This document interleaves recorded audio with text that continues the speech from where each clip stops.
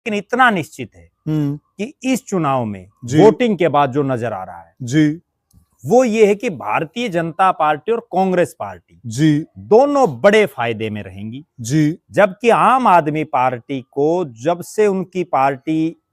ने, जैसे एक चुनाव में उनकी 67 सीटें आई, जी एक चुनाव में, पिछले चुनाव में उनकी 62 सीटें आई, बिल्कुल तो उन दोनों चुनाव के मुकाबले उनकी सीटें काफी कम होंगी जी और कई जो उनके बड़े चेहरे हैं जी वो भी चुनाव हारेंगे। और बहुत बड़ा सवाल जो दिल्ली में है जी वो ये है कि कांग्रेस जो वहां जीरो से आगे नहीं सरक रही थी, जी जी वो कांग्रेस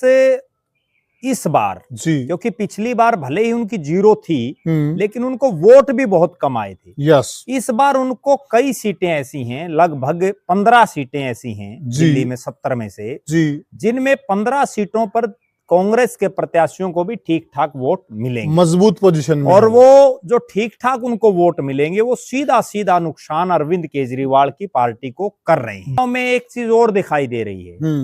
पहले क्या था कि केजरीवाल जी बार बार ये आरोप लगाते थे, उनके मंत्री भी, उनके नेता भी, जी कि एमसीडी हम तो चाहते हैं बहुत कुछ करना, लेकिन एमसीडी में चूंकि बीजेपी का राज था वर्षों से, बिल्कुल वो ठीक ढंग से सारे काम हमारे नहीं करने दे जी रहे। जी तो वो आरोप भी इस बार उनका बंटाधार हो